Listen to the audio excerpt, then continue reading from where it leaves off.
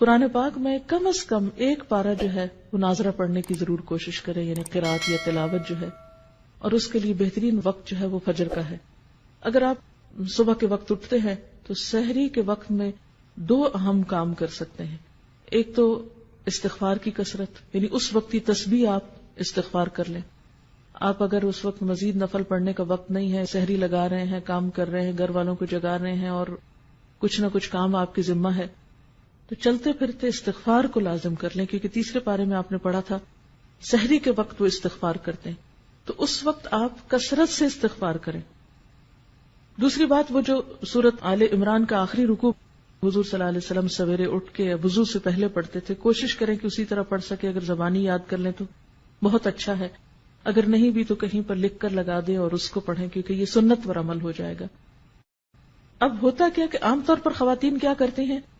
آپ نے سحری کی، مرد حضرات تو چلے گئے مسجد، آپ پیچھے سے کچن صاف کرنا شروع کر دیتے ہیں۔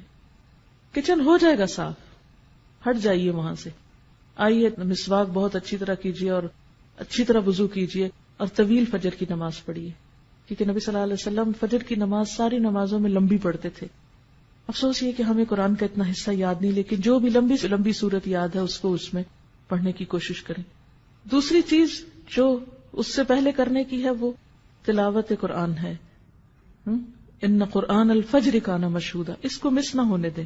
جتنی توفیق ہے، جو لوگ زیادہ تیز پڑھ سکتے وہ کم از کم پارہ پڑھ سکتے ہیں، زیادہ بھی پڑھ سکتے، تو سورج نکلنے سے پہلے تک آپ کیا کریں،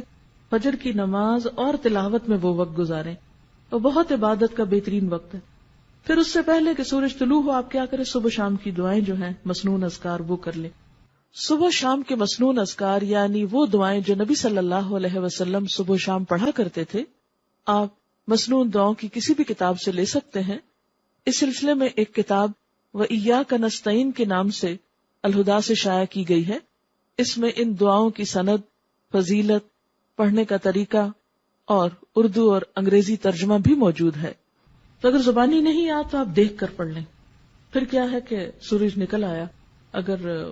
اس وقت آپ تھوڑا سا اور انتظار کر لیں یہ ذکر اذکار کر کے، تو 2 نفل جو ہیں وہ پڑھ کے پھر آپ اٹھے۔ لیکن اگر بیچ میں آپ کو بچوں کو اسکول بھیجنا ہے یا کوئی اور کام کرنا ہے تو آپ وہ کام کر سکتے ہیں، کر کے آ کے 2 نفل ضرور پڑھ لیں، کیونکہ وہ جو 2 نفل ہیں وہ دن بھر کے لیے کافی ہیں، آپ کو اللہ تعالیٰ بہت سے آپ کے کام اپنے ذمے لے لے گا۔ اس کے بعد پھر تھوڑی سی ہلکی سی دعا کر کے پھر آپ کچن میں چلے جائیں۔ اب آپ دیکھیں گے، اب آپ جو کچن میں جائیں گے برکت بھی ہوگی، راحت ہوگی، دل کی عجیب خوشی ہوگی۔ لیکن جب ہم دنیا کے کاموں کو ترجیح دیتے ہیں اور عبادات کو پس پش ڈالتے ہیں، پہلے وہ پکانے کھانے میں لگے رہے، پھر سنبھالنے میں لگے رہے، پھر جب نماز کو وہ سورج نکلنے والا ہو گیا جلدی جلدی نماز پڑھی، اس نماز میں کوئی لذت نہیں، پھر اتنے میں بچے جاگ گئے، کوئی اور کام ہو گیا، پھر ان میں لگ گئے، پھر قرآن پڑھنا رہ گیا۔ کیونکہ مجھے معلوم ہے کہ اس وقت اپنے آپ کو کاموں میں سے، کیونکہ انسان کہتا ہے یہ تھوڑا سا جلدی سے سمیٹ لو بس پھر میں فارغ ادھر سے ہو جائیں گے، چھوڑیے اس کو، پہلے ادھر سے فارغ ہوئیے، پھر اس کے بعد آپ اپنا آرام سے جو بھی کچن وچن سنبھالنا ہے جو کرنا ہے، پھر اس کے بعد آپ یہاں آنے کی تیاری کر سکتے ہیں۔ اور اگر آپ کے پاس کچھ اور وقت بیچ میں ہے، ہر ایک کی چونکہ مصروفیات فرق ہیں، اس لیے میں تھوڑا سی یہ ٹپس دے رہی ہوں آپ کو، ہو سکتا ہے آپ تو اس سے بہتر پروگرام رکھتے ہوں، لیکن شاید میرے جیسوں کو کچھ ضرورت ہو اپنے آپ کو روٹین میں اس طرح لانے کی، تو آپ کوئی کتاب پڑھ سکتے ہیں یا ذکر اذکار چلتے پھرتے کر سکتے ہیں، گھر کو سمیٹ سنبھال لیجئے، پھر آپ آ جائیے، پھر آپ یہاں قرآن پاک سنتے ہیں،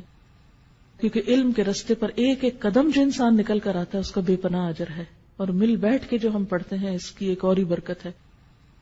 اور پھر اس کے بعد آپ یہاں اگر کوشش کریں ظہر کی نماز پڑھ کر جائیں، اگر یہاں نہیں تو گھر جا کر فوراً ہی پھر آپ ظہر کی نماز پڑھیں، اور پھر اس کے بعد یہ ہے کہ اگر آرام کرنا ہے کچھ دیر آرام کر لے تاکہ پھر شام کی عبادت جو ہے رات کی اچھی ہو۔ تو پھر اس کے بعد ہر ایک اپنے اپنے روٹین کا کام کر سکتا ہے۔ پھر خاص طور پر افطار کے قریب جو ہے وہ تھوڑا سا اپنے آپ کو روحانیت کی طرف پھر لائیں، افطاری لگا لیں، کر لیں جو بھی کرنا ہے، 5 منٹ دیں، 3 منٹ دیں، 2 منٹ دیں، 10 منٹ دیں، حسب توفیق جو کسی کو اویلیبل ہے۔ کہیں پر بھی ہیں آپ، اپنے گھر میں یا کہیں افطار کرنے گئے ہیں یا کوئی آپ کی طرف آیا ہے یا آپ کسی گاڑی میں بیٹھے ہوئے ہیں، افطار سے پہلے کے چند لمحے انتہائی قیمتی ہیں، دعاؤں کی قبولیت کا وقت ہے، اس میں پھر دعا کی طرف رجوع کریں۔ اور جو دعاؤں کی کتاب جیسے